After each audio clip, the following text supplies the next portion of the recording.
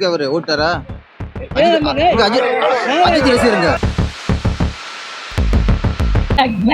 அவங்க 2 பேருக்கு வந்து வாய்ப்பு கொடுத்தாரு, அவங்க நன்றி. அவங்களுக்கு என்ன பண்ணாரு, என்ன பண்ணாரு?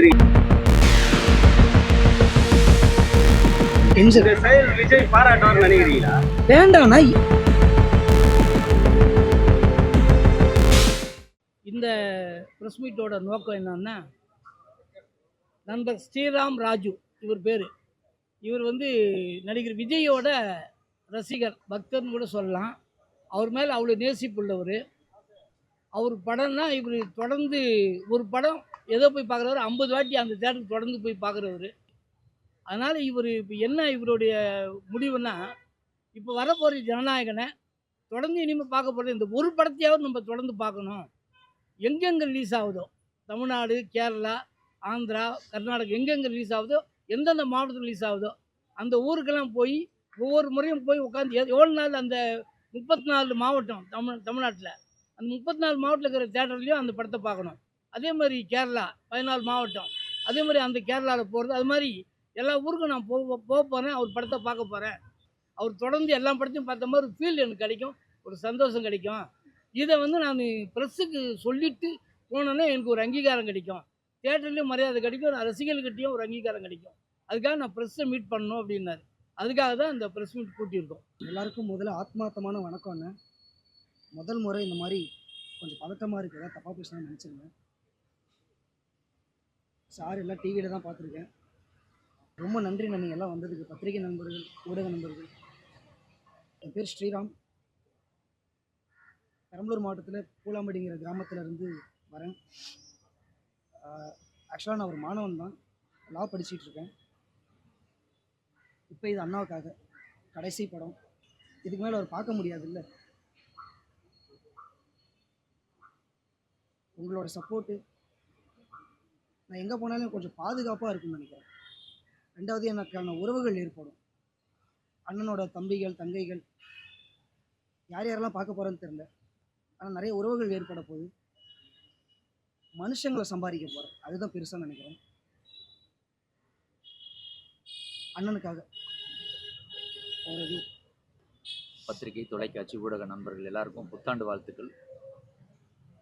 தம்பி வந்து ஸ்ரீராம் ராஜு ஒரு மோட்டார் சைக்கிள் டைரிஸ் மாதிரி இந்த இளைய தளபதியோட படத்தை பார்க்குறதையே ஒரு பெரிய ஷெட்யூலாக போட்டு அதை வந்து ஒரு 50-60 நாள் படம் கடைசி நாள் தியேட்டரில் ஓடுற வரைக்கும் போய் எல்லா தியேட்டருக்கும் போகணுன்ற அந்த ஒவ்வொரு ஸ்டேட்டாக போகணுங்கிற அந்த முன்னெடுப்பு வந்து ரொம்ப ஆச்சரியமாக இருந்துச்சு.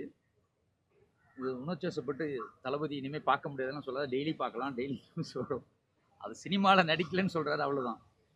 ஒரு அம்மா வயிற்றுலேருந்து ஒரு குழந்தை பிறக்குது, அதுக்காக தொப்புள் கொடி கட் பண்ணாமல் இருக்க முடியுமான்னு. அந்த மாதிரி இன்னொரு இடத்துக்கு போகணுன்னா அவனை இழந்து அவன் படிக்கிறோம், காலேஜில் படிக்கிறோம், ஸ்கூலில் படிக்கிறோம், வேறு இடத்துக்கு போகணுன்னா அதுக்கு விட்டுட்டு தான் அங்கேயே இருக்குமே இருக்க முடியாதுல்ல. ஒரு மக்கள் பணிக்கு வர்றாருன்னா அப்போ இதை விட்டு தான் அவனை இதுக்கெல்லாம் வந்து அழுது எமோஷன் ஆகக்கூடாது. நான் தம்பி மாதிரி இருக்கிற ரசிகர்களுக்கு என்னோட அன்பான ஒரே ஒரு சின்ன வேண்டுகோள், உங்களுடைய தூய்மையான, அதாவது உங்கள் எல்லாருக்கும் தெரிஞ்ச விஷயம், தமிழ் நடிகர்கள் மட்டும், தமிழ் சினிமாவில் மட்டும் இல்லை, இந்திய சினிமாவில் இல்லை, உலக சினிமாலேயே இளைய தளபதி மாதிரி ஒரு வெறி கொண்ட கோடிக்கணக்கான இதயங்களை வச்சிருக்கிற ஒரே ஒரு நடிகர் அப்படின்னா அது வந்து இவர் தான் சொல்ல முடியும். உலகம் முழுக்க எந்த ஹாலிவுட் எடுத்துக்கிட்டா கூட இப்படி இருக்க மாட்டாங்க. அவ்வளோ லவ், அவ்வளோ அன்பு, கண் கலங்கி இந்த மாதிரிலாம். ஸோ நான் எது செஞ்சாலும் உங்களோட அன்பை காட்டுறது எல்லாமே, நீங்கள் ரிலீஸ் டேட்டில் கூட வந்து கட்டை விட்டு பால் ஊற்று எல்லாமே செய்யுங்க, நான் ரொம்ப பாதுகாப்பாக செய்யுங்க. நீ பைக்கில் போகிறது ரொம்ப கவனமாக போ, ஏன்னா உங்களை நம்பி தான் குடும்பம் இருக்குது. ஸோ நீங்கள் செய்கிற ஒவ்வொரு நல்ல விஷயமும் அவருக்கு நல்லதாக முடியணும், அவருக்கு நன்மையாக சேரணும். உங்களோட அன்பு வந்து அவருக்கு எதுவும் தொந்தரவு கொடுத்துடக்கூடாது. ஸோ அந்த அன்பை வந்து நல்ல வழியில் ரொம்ப பாதுகாப்பாக செய்யுங்க எல்லா விஷயத்தையும். இது என்னுடைய அன்பான வேண்டுகோள். ஏன்னா ஒரு ரசிகனா நானும் தளபதியோட வெறிய தம்பியை விட ரொம்ப தீவிரமான ரசிகனாக தான் நான் சினிமாக்குள்ளே வந்தேன். நான் அவரை சந்திச்சப்போ எனக்கு 27 வயசு, கதை சொல்ல வந்தப்போ 2003 நினைக்கிறேன். அந்த 2003 மே 8ஆம் தேதி அந்த படம் ரிலீஸ் ஆச்சு, 23 வருஷத்துக்கு முன்னாடி. ஸோ நான் தளபதி வந்து அவர் புதிய கீதை. ஸோ தளபதி வந்து சினிமா விட்டு போகிறது அப்படின்றதுல வந்து எனக்கு அதில் வருத்தமே இல்லை. ஏன்னா அவர் இங்கே நிறையா சாதிச்சாச்சு, ரெக்கார்ட் பண்ணியாச்சு. அதுக்கப்புறம் இன்னும் நிறையா ரெக்கார்ட் பண்ணுறதுக்குன்னு இன்னொரு விஷயத்தை நோக்கி போகிறாரு. அதுக்கான முதல்ல வாழ்த்துவோம் சந்தோஷமாக. அதை வந்து ரொம்ப சினிமா விட்டு போகிறாருன்னு துக்கமெல்லாம் நான் எடுத்துக்கவே இல்லை. அதை ஏன்னா அவர் எப்போ பார்க்கனாலும் ஓடிடியில் அவரோட படங்கள் இருக்க போது மக்களோட தினமும் வந்து தொலைக்காட்சி மீடியாக்களோட இருக்க போகிறாரு. ஸோ மக்களோட இருக்க போகிறாரு. அதுக்கு முதல்ல என்னோடய வாழ்த்துக்கள் தளபதிக்கு. மற்றபடி ரொம்ப சந்தோஷம் இந்த ஜனநாயகன் வெற்றியடைய. ஏன்னா இது வந்து 2 பொங்கல், ஜனநாயகன் பராசக்தி ரெண்டுமே வெற்றி அடையட்டும். ரசிகர்கள் ரொம்ப பாதுகாப்பாக இந்த வெற்றியை கொண்டாடுங்க, ரிலீஸை கொண்டாடுங்க. ரொம்ப சந்தோஷம். இப்போ வந்து அரசியல் நகருக்கு போயிருக்கிற இளைய தளபதிக்கு என்னுடைய அன்பான ஒரு பெரிய சந்தோஷமான வாழ்த்துக்களை சொல்லிக்கிறேன். ஏன்னா புதிய கீதைன்ற ஒரு படம் வந்து வணிக ரீதியாக பெரிய வெற்றி அடையலை, ஆனால் ரொம்ப கான்ஃபிடென்ட்டான படம், தன்னம்பிக்கை கொடுத்த படம் அது. அந்த சாரதிங்கிற அந்த கேரக்டர் வந்து நான் வந்து 23 வருஷத்துக்கு முன்னாடி அவருக்கு வந்து அரசியல் ஆசை இருந்துச்சா இல்லையான்னு கூட எனக்கு தெரியாது. ஆனால் அப்பயே வந்து ரொம்ப கான்ஃபிடென்ட்டாக ரொம்ப பாசிட்டிவான ஒரு கேரக்டராக தான் இருக்கும். ரொம்ப ஸ்பீடாக இருப்பார். அந்த சாரதிங்கிற வந்து ஸ்பீடாக கான்ஃபிடென்ட்டாக இருப்பான். ஸோ எனக்கு அப்போ வந்து அவரை நான் பார்த்ததில் வந்து அவரை நான் படித்ததில்லை. இப்போ பேரரசனெல்லாம் நிறைய படிச்சிருக்காரு. அவர்கிட்ட நான் பார்த்த ஒரு 3 வருஷ காலத்தில் அவருடைய அன்பை நிறைய பார்த்துருக்கேன். அவரோட கான்ஃபிடென்ஸை பார்த்துருக்கேன், அவரோட உறுதியை பார்த்துருக்கேன், அவரோட கோபத்தையும் பார்த்துருக்கேன், அவரோட வைராக்கியத்தை பார்த்துருக்கேன். ஸோ இந்த அரசியல் பிரவேசம், அரசியல் நகர்வு எனக்கு பெரிய சந்தோஷத்தையும் உற்சாகத்தையும் கொடுக்குது. வாழ்த்துக்கள் அவருக்கு. ஸோ என் புதிய கீதை படத்துலேருந்து ஸ்நேகன் எழுதின ஒரு கவிதையை வந்து வாழ்த்தா சொல்லி விடைபெறுகிறேன். அது தளபதி அவர்களால் பேசப்பட்ட வசனம்.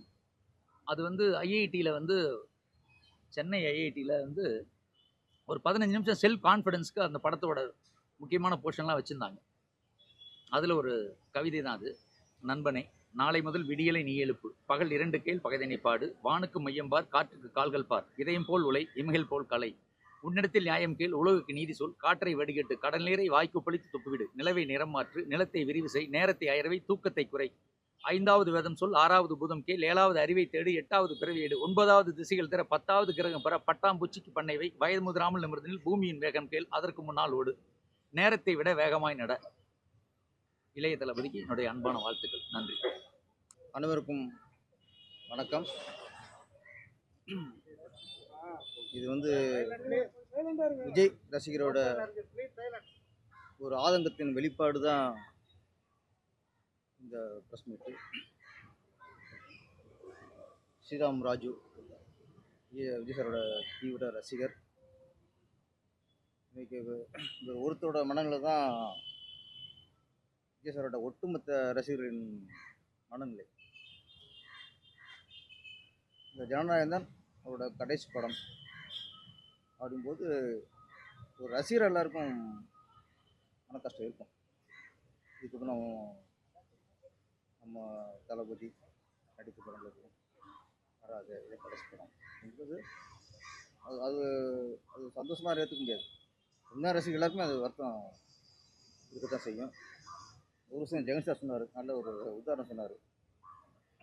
தொப்புக்கடியை கட் பண்ணால் தான் குழந்தைய பார்க்கணும். 10 மாதம் கர்ப்பத்தில் இருந்தாச்சு. அது அடுத்து இன்னொரு உலகத்துக்கு வரும்போது அப்போ ஏதோ ஒன்று அறுபடம் இல்லை விடுபடும். 10வது படிக்கிறான், 10வது முடிச்சுட்டு +1 போகணும்னா ஹைஸ்கூல்லேருந்து வெளியே இருக்கணும், அங்கேயே இருக்க முடியாது. அது மாதிரி +2 முடிச்சுட்டு நம்ம காலேஜ் போகும்போது +2 நண்பர்களாக இருப்பாங்க, எல்லோரும் நண்பராக தான் இருப்பாங்க. ஆளுக்கு காலேஜுக்கு போவாங்க. அப்போ அந்த ஸ்கூலில் ஹையர் செகண்டரி ஸ்கூலில் நம்ம தாண்டி தான் போவோம். ஒரு மனிதன் பரிமாற்றம் தான், பரிமாண வளர்ச்சி மாதிரி ஒன்றே தேங்கி இருக்காமல் அடுத்த கட்டத்துக்கு போகிறதுங்கிறது தான் ஒரு மனிதனோட ஒரு மோட்டிவேஷன் இருக்க முடியும். நிறைவு பெற்றுட்டா அப்படியே தேங்கிடும். ஆனால் சினிமாவிலிருந்து சமூக சேவைக்காக, மக்கள் சேவைக்காக அவர் அரசியலுக்கு போகிறது வரவேற்கக்கூடிய விஷயம், வருத்தப்படக்கூடிய விஷயம் இல்லை. ஆனால் ரசிகர்கள் வந்து ஆனால் நம்ம ஸ்டீஸாக சொல்லிடுவோம். ஒரு பொண்ணை கட்டி விட்டு வச்சுங்களேன், அது தாய் வீட்டில் இருக்காது. அனுப்பும்போது அப்பா அம்மா அண்ணன் தங்கச்சி கூட இருக்கவங்க எல்லாரும் கண்ணீர் மல்கத்தான் பூந்தூருக்கு அனுப்பி வைப்பாங்க. அதுக்கு அந்த கண்ணீர் வந்து துக்க கண்ணீர் இல்லை, அது ஒரு பொறுப்பான கண்ணீர். அந்த பொண்ணு கல்யாணம் வச்சு அனுப்பி வைப்போம். அப்போ அந்த கண்ணீருக்கு ஒரு மகத்துவம் இருக்குது. துக்கத்தில் அழுகிறதுக்கும் அந்த கண்ணீர் கண்ணீரில் பல வகை இருக்குது. அது மாதிரி இப்போ இவர் கண் கலங்குறாருன்னா, இது வந்து பூந்து விட்டு பொண்ணு அனுப்பும்போது ஒரு தாய் சிந்துற அந்த கண்ணீர் தான். தாய் அழுகுதுன்ட்டு கல்யாணம் பண்ணாமல் பொண்ணு இருக்கு வீட்டில் இருக்க முடியுமா? அப்போ அது கல்யாணம் பண்ணி போயிடுது. அது மாதிரி விஜய் சார் ரசிகர்லாம் வருத்தப்படுறாங்க, தொடர்ந்து படம் நடிக்கணுங்கிறக்க அவர் இங்கேயே சினிமாவிலே தேங்கிட முடியாது. அடுத்து போகிறோம். அதுக்கு நம்ம ஏன் சார் சொன்ன மாதிரி நம்ம வந்து வாழ்த்தி அவரை அனுப்பணும். அதே சமயம் விஜய் சாருக்கு நம்ம சொல்லிக்கிறது என்னென்னா, இது மாதிரி தான் இப்போ எப்படின்னா, இது வந்து இப்போ ஒரு இது கடைசி படம். இந்த படத்தை வந்து நம்ம எங்கெங்கே ஓடுதோ அங்கெல்லாம் போய் பார்க்கணும். எத்தனை நாள் ஓடுதோ 10 நாள் போய் நம்ம பார்க்கணும் அப்படிங்கிறது ஒரு ரசிகரனோட அன்பு, பாசம், பக்தி, இது வெளிப்பாடு. ஆமாம், ஆக்சுவலி இது வந்து ஒரு தடவை போகிறாரு. இது பயணங்கிறத இது ரசிகரோட யாத்திரைன்னு சொல்லலாம். யாத்திரை எவ்வளவு அன்பு இருந்தால், வெளிப்பாடு இருந்தால் ஒரு ரசிகர் வந்து இந்த அளவுக்கு வந்து மாவட்டமாக மாநிலமாக போகணும்னு ஒரு உத்தியோகம் இருக்கும். நான் இங்கே தான் சார். அப்போ இந்த மாதிரி நடிகர் இருக்காங்கல்ல, இந்த மாதிரி கோடிக்கணக்கான ரசிகர்களை கொண்டு வந்த நடிகர் இருக்காங்கல்ல, இவங்களாம் ஆண்டவன் அவங்க கொடுத்த வரம் இவங்களாம். ஏன்னா ஓப்பன் சொல்கிறேன், இவர் வந்து அப்பா அம்மாவோட ஒரு பாசம் வச்சுருக்காரு, அண்ணன் தம்பியோட ஒரு பாசம் இருக்காது ரசிகர் சார். இவர் மட்டும் இல்லை, பொதுவாகவே. ஆனால் ஒரு ரஜினி சாரையோ, விஜய் சாரையோ, அஜித் சாரையோ அது அவரே ரசிகராக மாறிட்டா எப்படித்தான் அவங்களுக்கு இந்த ஒரு வேகம், வெறி, அவர் தான் உலகம். அப்போ இப்படி ஒரு ஒரு ஒரு ரசிகர் கூட்டம் கிடைக்கிறதுக்கு எவ்வளோ கொடுத்து வச்சுக்கணும். அது ஒரு வியப்புக்குரிய விஷயம்.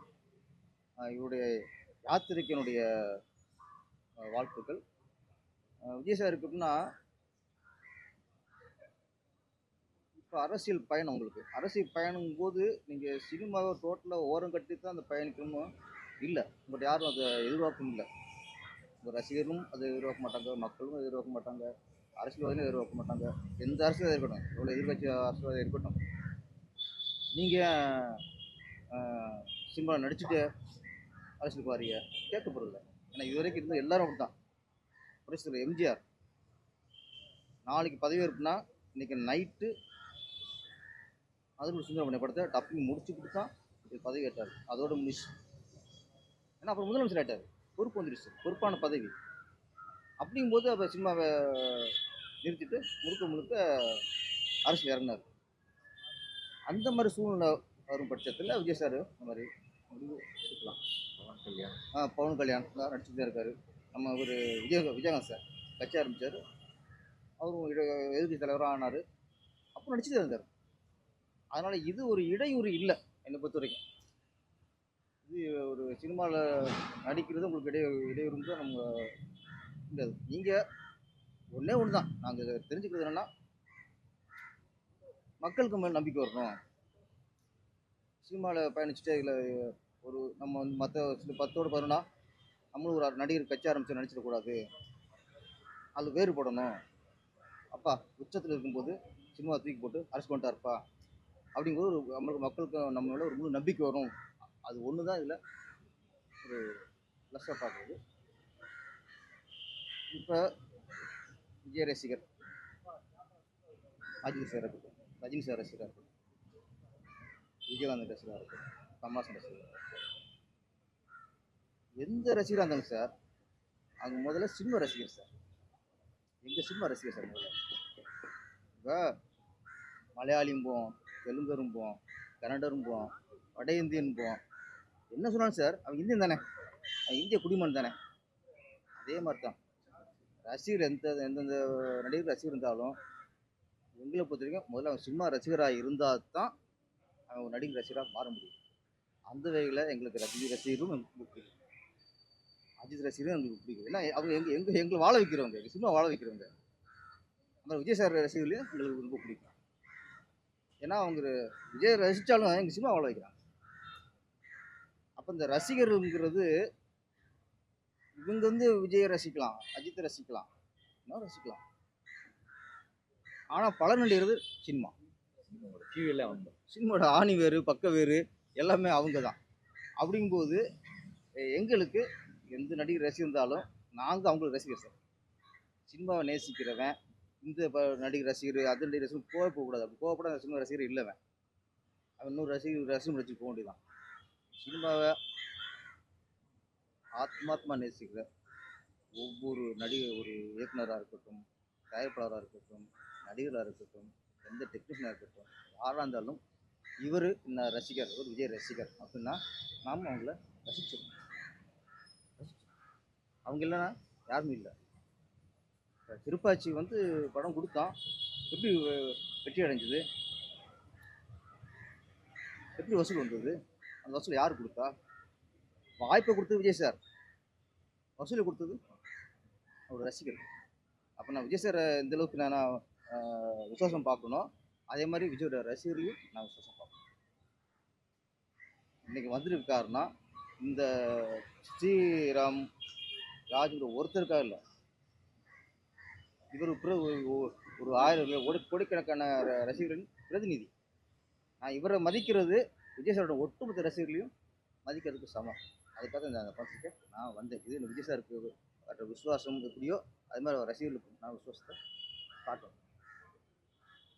அந்த வகையில் நான் அவர் வந்து பாராட்டி வாழ்த்துறேன். இன்னொன்று, விஜய் சார் நிறைய வேண்டுகோள்லாம் இருக்குது. பொதுவாக நீங்கள் வந்து நான் ஒரு உச்சத்தில் இருக்கேன், 200 கோடி சம்பளத்தில் விட்டுட்டு வரேன் அப்படின்னு நீங்கள் சொல்கிறீங்க, மற்றவங்க சொல்கிறாங்க. நீங்கள் விட்டுட்டு போகிறது இந்த 200 கோடி மட்டும் இல்லை சார். உங்கள் படம் ஆரம்பித்தா, விஜய் சார் மாதிரி ஒரு மாஸ் ஹீரோ படம் ஆரம்பித்தா அவர் சம்பளம் மட்டும் கணக்கு அது 400 கோடி 500 கோடி பட்ஜெட் வரும். அதில் பலன் எத்தனை ஜூனியர்ஸ் தெரியுமா சம்பாதிக்கிறாங்க, எத்தனை செட்டு ஒர்க்கில் எத்தனை கார்பெண்டர், எத்தனை செட்டாளுக்கு சம்பாதிக்கிறாங்க, எத்தனை டெக்னீஷியன் சம்பாதிக்கிறாங்க, தியேட்டருக்காரங்க இல்லை பலன் அடைகிறாங்க, டிஸ்ட்ரிபியூட்டர் பலன் அடைகிறாங்க. இந்த சம்பளம் போக எல்லாமே எங்கள் சினிமாக்காரங்க சம்பாதிச்சிருக்கு. அது யூஸ் ஆகும். அப்போ நீங்கள் 200 கோடின்னு சொல்கிறீங்க, அது இல்லை, எங்களுக்கு என்ன லாஸ் சினிமாக்காரங்க படத்தினால. உங்கள் படத்தில் தான் அவ்வளோ க்ரௌடு, அத்தனை டான்சர்ஸ், எத்தனை நீங்கள் சாங் ஆடினா பின்னாடி 200 பேர் ஆடுறாங்க. சின்ன படங்களை ஆட முடியுமா? 20 பேர் போட்டாலே பிடிச்ச திட்டார். 20 பேரா 10 பேர் வச்சுக்கிறாங்க. மாஸ்டரில் 2000 சார். மாஸ்டரில் ஒரு சார் 2000 பேர். அப்போ நான் என்ன சொல்கிறேன்னா, விஜய் சார்ங்கிறது தனி ஒரு நடிகர் இல்லை, தனி மனுஷன் இல்லை. உங்களுக்கு பின்னாடி உங்களால் பலனடைகிற ஆயிரக்கணக்கான மக்கள், தொழிலாளர்கள், டெக்னீஷியன்கள். எங்களுக்கு வருத்தம் அப்படின்னா, நீங்கள் சார் சொன்ன மாதிரி தொப்புளுக்கு இந்த தாய் சினிமாங்கிற தாய் கற்பத்தில் இத்தனை வருஷம் இருந்து அந்த தொப்புளை கட் பண்ணிட்டு நீங்கள் அடுத்த உலகத்துக்கு போகிறீங்க. ஓகே, தொப்புளுக்கு கட் பண்ணனால தாய் பசலாம் போயிடாதுல்ல, தாயை பார்க்கணும்ல. பால் ஊட்டின அது தாயை கற்பது 10 வருஷம் சும்மா தாய்க்கு வந்துட்டுல. அது மாதிரி நீங்கள் தாய்க்கு நீங்கள் முடிவு எடுத்துட்டியா? நான் விஜய் சார் பற்றி தெரியும், அது அந்த ஒரு டைலாக் போக்கில் வரும்ல, அதுதான் ஒரிஜினல் சார். நான் ஒரு முடிவு எடுத்துட்டா அது அடுத்து நானே சொன்னாலும் மாற்றிக்க மாட்டேன் பாருல, அதுதான். அதனால் அது மாற்றிக்க மாட்டார். இருந்தாலும் நான் ஒரு சினிமா இயக்குனராக நானாக இருக்கட்டும், ஜெகன் சாராக இருக்கட்டும், நம்ம பெருந்துரை பழனிவேல் சாராக இருக்கட்டும், நாங்கள் சினிமாவிலேயே வாழ்கிறாள் சார். இவர் சினிமா டங்கி சார் போவார், நான் சினிமா டங்கி போவேன். சினிமாவுக்கு பழனிராஜன் இங்கே தான் இருக்கணும் நாங்களாம். அப்போ நாங்கள் எங்கள் சினிமாக்கார எங்கள் ஆதங்கம் மறுபரிசீலனை பண்ணுங்க. உங்களுக்காக அதுதான், உங்களுக்கு இல்லை, எங்களுக்காக, எங்கள் சினிமாவுக்காக, சினிமாங்கிற ஒரு தாய்க்காக. என்னண்ணே?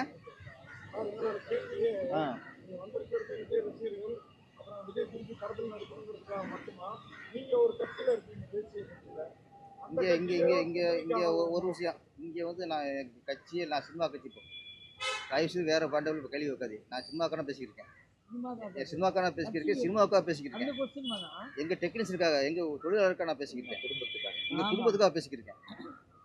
அது அது அது வேற அது வேற. அது நான் ஆஃபீஸ் போகிற மாதிரி இது சொந்த வீடு. இது கட்சிங்கிறது அது ஆஃபீஸு. அதனால் விஜய் சார் வந்து இங்கே சினிமாங்கிறது உங்கள் தாய். உங்கள் அம்மா சோபா அம்மா எப்படியோ அதே மாதிரி தான் சினிமாவும் உங்களுக்கு. அதனால் கொஞ்சம் அதை மட்டும் பரிசீலனை பண்ணுங்கள். இது சினிமாவுக்கும் சந்தோஷமாயிரும், இந்த மாதிரி கண்கலந்த ரசிகர்கள் அவங்களுக்கும் ஒரு சந்தோஷமாயிரும். ஒரே வார்த்தை தான், நீங்கள் உங்கள் அரசியல் பயணத்துக்கு நீங்கள் சினிமா நடிக்கிறது எந்த வகையிலும் டிஸ்டர்ப் ஆகாது. அதுக்கு புரட்சித் தலைவர் எம்ஜிஆர் ஒரு உதாரணம், புரட்சி கலைஞர் விஜயகாந்த் ஒரு உதாரணம். அதனால் அதுக்கு இதுக்கு சம்மந்தம் இல்லை. நீங்கள் ஒருவேளை நீங்கள் நினைக்கிற மாதிரி வெற்றி அடைஞ்சு நீங்கள் சிஎம் ஆகிட்டீங்கன்னா அதுக்கப்புறம் நீங்கள் எம்ஜிஆர் மாதிரியே சினிமா ஓரம் கட்டிட்டு நீங்கள் முழுக்க முழுக்க மக்களோட பயணிங்க. நான் சென்னையில் இருந்தால் நான் தொடங்குறேன். இல்லை நான் இன்ன வரைக்கும் பிளான் பண்ணேன். இதுக்கு மேலே தான்.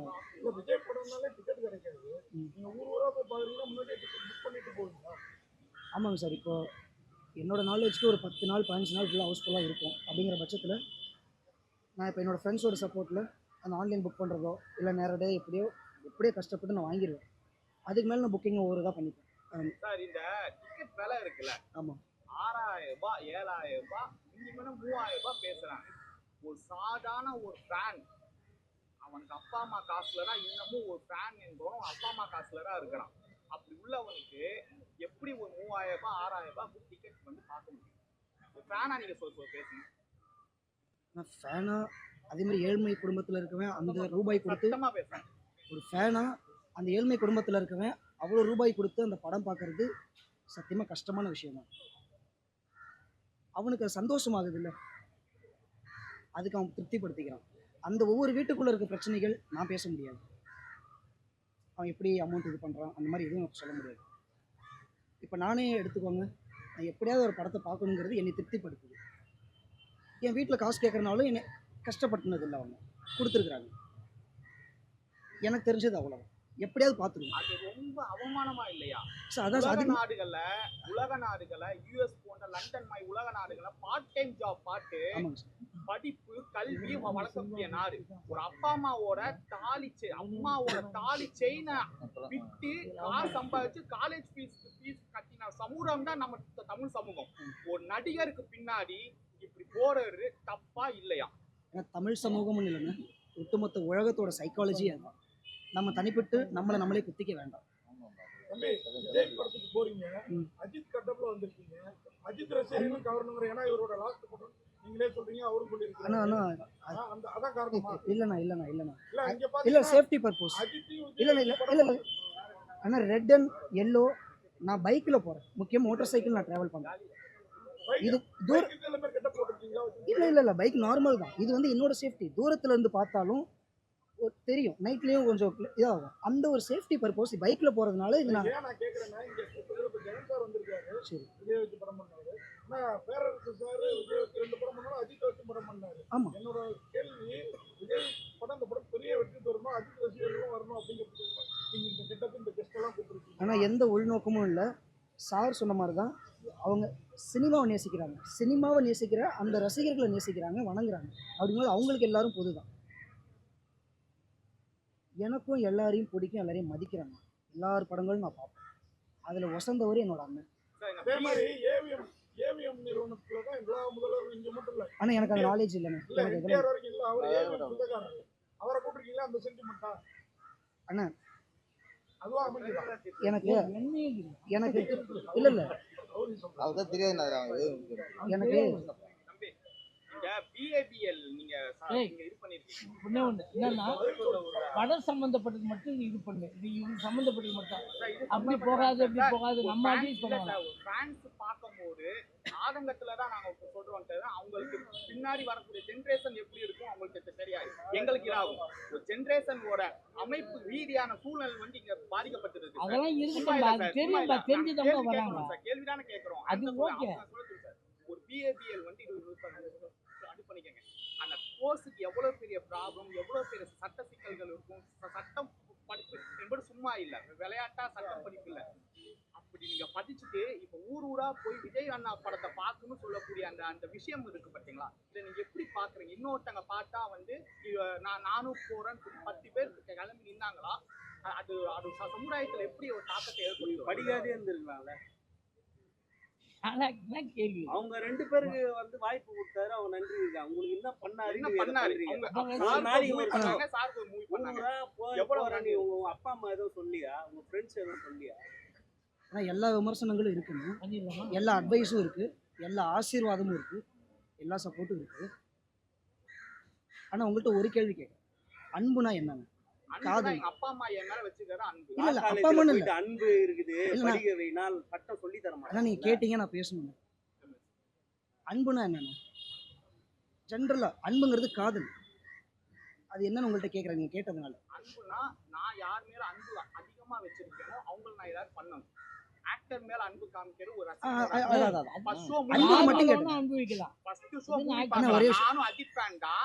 நாங்களும் ஃபர்ஸ்ட் ஓகேவா, நாங்களும் ஃபர்ஸ்ட் ஷோ மூவி இப்ப தெரியுது, உண்மைக்கு தெரியுது. இப்ப அப்பதான் கடவுள் நினைச்சு நாங்க பார்க்க மாட்டோம். கேட்க கூடாது, வந்து விஜய் ரசிகர் கேட்க கூடாது. அதெல்லாம் இல்ல, அதெல்லாம் பேசவே கூடாது. எல்லாமே அஜித் ஃபேன் தான். சரி சரி சரி, ஆனா அதுதான் சொல்றேன். இப்ப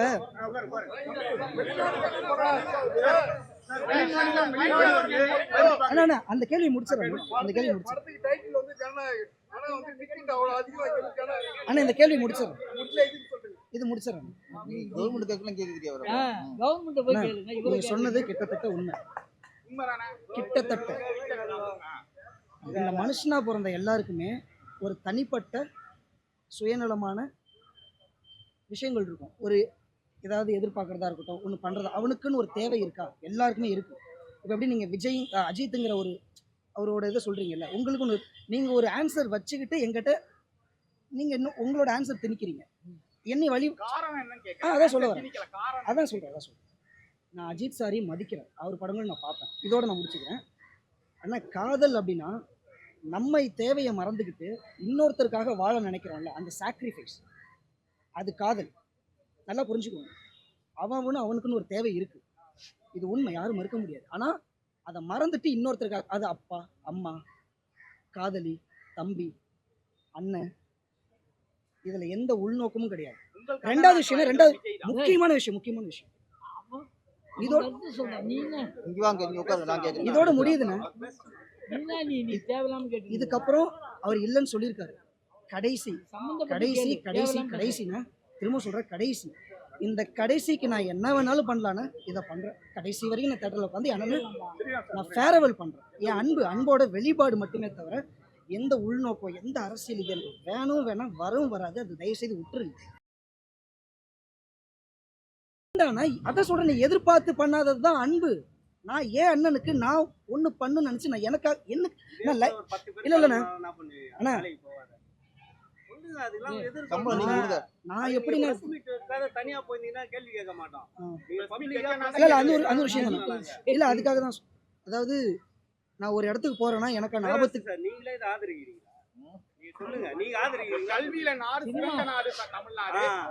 நாடு இருக்கீங்க, ஆதரிக்கலாம். திருப்பதி ஓடி இருக்காது சார்.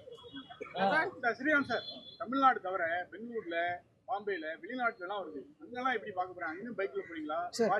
நீங்க கேட்கும் போதே அதுல உங்களுக்கு ஒரு பதில் இருக்கு. அவ்வளவு நாள்ல போகணும்னா அவ்வளவு நாட்கள் படமும் ஒன்று ஓடணும். 200 நாள் 300 ஓடிச்சுன்னா போவேன் சார், கன்ஃபார்ம் போவேன். ஒரே படம் எடுத்து பண்றீங்களா சார்? டிக்கெட் போட்டு பாக்குறீங்களா? இது வந்து நீங்க சம்பாதிக்க வாங்குறதா, பெட்ரோல் வாங்குறதா, நண்பர்களா? இந்த செலவு நான் படிச்சுக்கிட்டே நான் வேலை பார்க்குறேன். அம்மாவோட சம்பளம் கொடுக்குறாங்க. ரெண்டாவது விவசாயம்.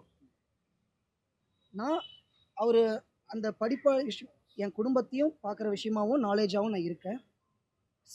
ஆனால் சினிமாங்கிற பரிணாமம் இருக்குல்ல, ஸ்பேஸ் ஒடிசி 2001 சொல்லிட்டு அவரோட படம் ஒன்று இருக்குது. அந்த பரிணாமம் அதில் மனுஷனோட இதில் இருந்து ஸ்பேஸ் வரைக்கும் போவாங்க. அந்த மாதிரி நிறைய இருக்குண்ணா. எல்லாருக்குமே எல்லாமே தெரியுண்ணே, எல்லாருக்குமே நமக்கு எல்லாருமே தெரியும். அதில் சினிமா முக்கியமான முக்கியமான டூல். ஏன்னா நிறைய விஷயம் இதுதான், என்ன பேசணும், என்ன நாலேஜு, என்ன தப்பு நடக்குது, இந்த மாதிரி எல்லா எஜுகேஷனும் சினிமா கொடுத்துருக்குன்னு எனக்கு நான் சொல்லிக்கிறேன்.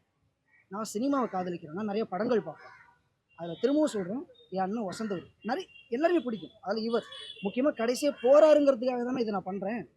ஒவ்வொரு படத்துக்கு நான் பண்ணலை. இவ்வளவு தீவிரமா இருக்கீங்களே, எந்த படத்தை அதிகம் பார்த்திருக்கீங்க? விஜய் படத்தை அதிக ஜனநாயகம் பார்க்க போறீங்க அதிகமா? ஆமாம் ஆமாண்ணே. எந்த படத்தை அதிகமா? மெர்சல் பார்த்துருக்கேண்ணே, சர்க்கார் பார்த்துருக்கேன், திருப்பாச்சி பார்த்துருக்கேன், துப்பாக்கி, கத்தி, இதெல்லாம் ரொம்ப துப்பாக்கி கத்திலாம் நான் ஸ்கூல் டைமில் இருக்கும்போது, அதுவும் பைரவ படத்துக்கு நாங்கள் படம் கிளாஸ் பங்க் அடித்து போயிட்டு அடுத்த நாள் பிரின்ஸ்பல்லாம் வச்சு அடிக்கிறாரு. இந்த மாதிரி மெமோரிஸ்லாம் எனக்கு இருக்குது. நான் ஒவ்வொரு படமும் முதல் நாளும் பார்த்துருவேன், டைம் கிடைக்கும் போது பார்த்துருவேன். பைத்தியம் கிடையாதுண்ணே. சட்டனையே மூவி சொல்றீங்க, அது கட்சி, மூவிக்கு கட்சிக்கு வித்தியாசம் இருக்கு. ஏன் ஃபிளாக்? அதுதானே சொன்னேன், ஃப்ளாகே இல்லையாண்ணே. கலர் ஏன்னா மஞ்சளும் சிகப்பும் ரோட்ல சேஃப்டிண்ணே. ரோடு சேஃப்டியா? நீங்க நிஜமான பாருங்க. ஆமாண்ணே. சேஃப்டி மஞ்சள் சவுண்ட் இல்லைங்க. ஆனா இது பளிச்சுன்னு தெரியும் ரோட்ல கட்சி போனா. கொடி பெண்ணு அது உங்களுக்கு சொல்லுங்க. கட்சி கொடி தான். என்ன பண்ணுவாங்க? அவ்வளவுதான். விஜயே கல்விக்கு உதவி பண்ணி தான் இன்னைக்கு சினிமாவில இருந்து அரசியல் வர்றாரு. அவர் மற்ற உதவியை விட கல்விக்கு கொஞ்சம் ஜாஸ்தி உதவி பண்ணதா நீங்களுமே இந்த படத்தை இத்தனை ஷோ பார்க்கறத விட விஜய் பாணியில ஒரு 10 ஷோ பார்த்துட்டு யாராவது நீங்களும் ஒரு மாணவர் வேற, யாராவது ஒரு மாணவருக்கு உங்களால இயன்றதை உதவலாமே. ஆனா சத்தியமா நான் இங்க ப்ராமிஸ் பண்றேன், என்னோட நோக்கம் படம் பார்க்கறது மட்டும் கிடையாது. இந்த படங்கள் மூலயமா முதல்ல ஒரு அந்த வணக்கம் வைக்கும்போது சொன்ன நிறைய உறவுகள் நான் சந்திக்க போறேன். இதுல என்னோட இன்டென்ட் என்னன்னா, ரொம்ப ஏழ்மைப்பட்டிருக்கிற பிஸ்னஸ் இல்லாமல் இருக்கிற ரோட்டு கடைகள், பழ வியாபாரிகள், நான் எப்படி நினைக்கி சாப்பிட்டாகணும்ல, அந்த சாப்பிட்ற இடம் இந்த மாதிரி பிஸ்னஸ் இல்லாத இடத்த நான் சூஸ் பண்ண போகிறேன். அங்கே நான் நிறைய தாய்மார்களை பார்க்கலாம், வயசானவங்களை பார்க்கலாம், என்ன வேணாலும் பார்க்கலாம். அவங்களுக்கு அங்கே ஒரு நான் சத்தியம் பண்ண போகிறேன். நான் ஒரு நாள் நிச்சயமாக வளரும் போது, இல்லை இப்பயே முடியும் போது, உங்களுக்கு நான் ஒன்று செய்கிறேன்னு சொல்லிட்டு ஒரு உறவுகள் ஏற்படுத்தி நீங்கள் கொடுக்குற அந்த சத்தியத்தையும் நான் கொடுக்க போகிறேன். நான் நிச்சயம் பண்ணுவேன். இப்போ என்னால் முடியாது, அந்த 100 ரூபாய் கொடுத்து நான் சாப்பிட்டுட்டு மட்டும் வந்துடுறேன். நீங்கள் கேட்ட கேள்வி உறவையும் நான் ஏற்படுத்தும். வருமானம் எப்படி சார் இது? டிராவல் பண்றக்கூடிய வருமானம் எப்படி ஈட்டுவீங்க? பெட்ரோலுக்காகட்டும், டிராவலா இருக்கட்டும், யார் காசு, என்ன பேமெண்ட் ஆகுது? எந்த காசு? நீங்க ஒரே சொல்லுங்க சார், அதை சொல்லுங்க சார், அதை சொல்லுங்க. நீங்க எதுக்காக ஆரம்பிச்சீங்களோ அதே நான் கேட்கறேன். டைம்னு ஒரு விஷயம் இருக்கு. சார் கேட்டாரு அவ்வளவு நேரம் இருக்குது அப்படின்னு சொல்லிட்டு. டிராவல் பண்றதுக்கு டைம் இருக்கு. நீங்க போறது தியேட்டர் விசிட்டா பார்க்கணும். இவ்வளவு தியேட்டர் போறீங்களா? ஒவ்வொரு படமும் நான் ஆனால் எனக்காக நான் பார்க்குறேன்னா என் ஹானஸ்ட்டுக்கு நான் நிற்கணும். நான் சும்மா டிக்கெட் எடுத்துட்டு இப்படி காமிக்கிறது இல்லை. ஒவ்வொரு தேட்டர்லேயும் ஒவ்வொரு படமும் நான் முழுக்க பார்த்துட்டு தான் நான் வெளியே வரப்போம். அப்போ ஒரே படத்தை எத்தனை வாட்டி பாக்குறீங்க அப்படிங்கிறது கவுண்ட். விசிட் கிடையாது. அண்ணே இப்போ முதல் நாள் நம்ம கமலா சினிமாஸில் நான் பார்க்குறேன்னு வச்சுக்கோம், ஷோ முடிக்கிறேன். அங்கேருந்து அடுத்தது என்னோட பயணம் இருக்குல்ல, அடுத்த டிஸ்ட்ரிக்கு, அங்கே போய் நான் செட் பண்ணணும், நான் சாப்பிட்ணும், எனக்கு டயர்ட் ஆகும், என் கூட சில பேர் வருவாங்க, அவங்கள கவனிக்கணும். இதுக்கு ஒரு டைம்னு ஒன்று ஆகும்ல, அந்த டைமு அடுத்த நாள் கொண்டு போயிருதா அங்கே அந்த தேட்டர் அது உள்ளே போய் பார்க்குறேன். இப்படி தான் அந்த ட்ராவல் பண்ணவும் முடியும். அந்த வருமானம் எப்படி சொன்னீங்களா கரெக்டா இருக்கும். வேலை என்ன வேலை ஏன் செய்யறீங்க? வேலை வருமானம் கொடுக்க குஸ்தி ஆடுறதுக்கு கேட்கலாது கேட்பாங்க அது சார். அவசியமே இல்லை. வந்து அவெல்லாம் வழி இருந்து தான் போகிறான். கொடுங்க அவர் காசு பத்தல, 1000 ரூபாய் கொடுங்க அவருக்கு. ஆனால் இன்னொரு முக்கியமான விஷயம், காசி, ரிஷிகேஷ், ஹரித்வார் இந்த மாதிரி கோயில் குளமாக போயிட்டு அன்னதானம் சாப்பிட்டுட்டு அங்கே இருக்கிற வேலைகளை பார்க்குறது எனக்கு, நான் ஒரு நாடோடினேன். எனக்கு நான் அந்த மாதிரி எல்லாத்தையும் நான் ஹேண்டில் பண்ண முடியும். அங்கே அவர் ஓட்டாரா ஏன் மகனே? அஜித் ரசிகருங்க நாகராஜ் வருத்ததுங்க. நீங்க அஜித் ரசிகருங்கிறதுக்கு அது அன்பு தானே காரணம். அந்த அன்பை எப்படி நான் வந்து ப்ராசஸ் பண்றேன்னு அது ஒருத்த அன்பு வெளிப்படுத்துறது அவங்க வகையில வெளிப்படுத்துவாங்க. இவர் ஒரு வகையில வெளிப்படுத்துறாரு. இப்போ மூட நம்பிக்கை என்ன, நம்பிக்கை என்ன? மூட நம்பிக்கை வேற, நம்பிக்கை வேறல. இது பாயிண்ட் ஆஃப் வியூல அதே மாதிரி தான். ஃபேன் வேற, தீவிர ஃபேன் வேற, பக்தன் வேற. இப்போ நான் வந்து ஃபேன், நான் ஃபர்ஸ்ட் டே ஒரு மூவி பார்ப்பேன். அதுவும் என்னுடைய 130 ரூபா டிக்கெட்டுக்கு நான் மூவி பார்ப்பேன். அதோட விட்டுருவேன், என்னுடைய வேலையை பார்க்க நான் போயிடுவேன். இது என்னுடைய ஃபேன். எந்த மூவி வந்தாலும் நான் அவரோட படத்தை நான் பார்ப்பேன். விஜய் சாரோட படத்தை பார்ப்பேன், அவரோட படத்தை பார்ப்பேன். இது என்னுடைய எத்திக்ஸ். அதான் உங்களோட எத்திக்ஸ். அதுங்க இதை யாருமே பாதிக்காது. இல்ல இவரு ஒரு ரசிகரா அவருக்கு அவர் சந்தோஷத்துக்கு டாஸ்மாக்ல போய் காசு கொடுத்து தண்ணி அடிக்காம, கஞ்சம் வாங்கி போடாம, என்ன அந்த போதையெல்லாம் இல்லாம ஒரு நடிகருக்கு ரசிகராக இருக்காரு. ஓகே, இது அதுக்குலாம் எவ்வளோ மேலும் அந்த டாபிக் விட்டுருவோம். ஓகே, நீங்கள கேட்டதுனால சொல்கிறேன். இப்போ விஜய் சார் ரசிகர் இது வரைக்கும் வந்துருக்காங்க, ரசிகராக வந்திருக்காங்க. கட் அவுட் ஓகே, பாலகம் பண்ணுறது ஓகே, இதெல்லாம் நம்ம வந்து யாரும் ஆதரிக்கலை. அவங்க சந்தோஷத்துக்கு பண்ணுறாங்க, அதை நம்ம சப்போர்ட் பண்ணக்கூடாது. இப்போ இவர் ஒரு அன்பை வெளிப்படுத்துறதுக்காக இப்போ காலேஜில் வந்து ஒரு லாஸ்ட் நாள் வந்து ஒரு பிரியாவோட கொடுப்பாங்கல்ல அதான் இது. நீங்கள் லாஸ்ட் நாள் உண்ணா கூட்டிகிட்டு பண்ணுறீங்கன்னா கேட்கக்கூடாது.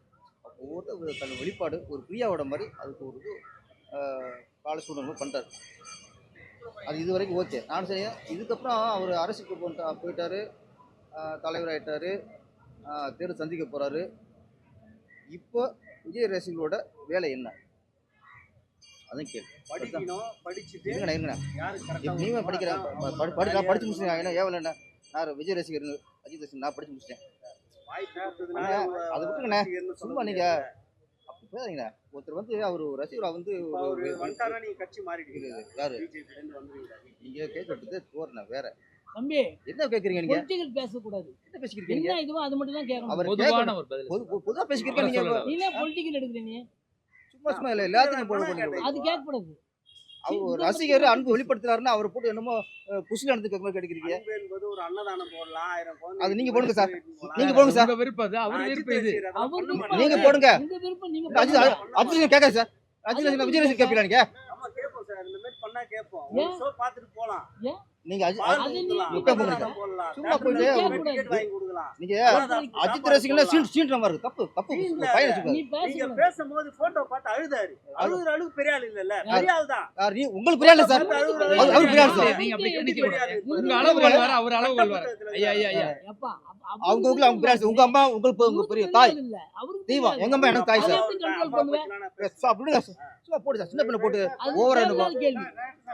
நிறுத்து பாத்தோட சும்மா ஸ்டாண்டிங் சார். அப்படியே நில்லுங்க சார். என்ன சொல்ல வரணும்? நம்ம சும்மா ஒரு கேட்கறது நீங்க பத்திரிக்கை தானே அது கேட்க ஒரு தர்மம் இருக்கும்ல. சீன்ற மாதிரி கேட்க கூடாது. ஒருத்தர் குத்துற மாதிரியே போய் அண்ணான் போட முடியாது அப்படின்னா நீங்க போடுங்க. நீங்க சம்பர் கேஸ் நீங்க போடுங்க சார். சும்மா போட்டு சொல்ல ஒரு மேட்ரே கேட்குறேன்.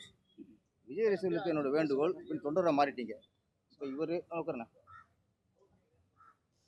இப்போ நீங்கள் ஒரு தேட்டராக போய் பண்ணுறது உங்கள் விருப்பம், ஓகே, உங்கள் அன்பு வெளிப்பாடு. இப்போ அரசியல் வந்தால் தொண்டர் வந்து இப்போ நீங்கள் என்ன உங்களோட என்ன உங்கள் செயல்பாடு என்ன? படம் ரிலீஸ் ஆகும்போது தோரணம் கட்டினீங்க, ஓகே. இப்போ என்ன அவர் மக்கள் சேவை போட்டார். நீங்கள் எங்கே போறீங்க? ரசிகர் எங்கே போறீங்க? நீங்கள் என்ன பண்ண போறீங்க?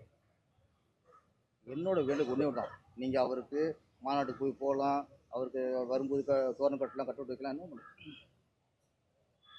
இன்றைக்கி ஒரு அரசியல்வாதிக்கு என்ன கொள்கை, என்ன கோட்பாடு, நல்லவனா கெட்டவனா அதெல்லாம் மீறி கடைசி எவன் ஓட்டுக்கு பணம் கொடுக்குறானோ அங்கே மக்கள் சாஞ்சிடாங்க.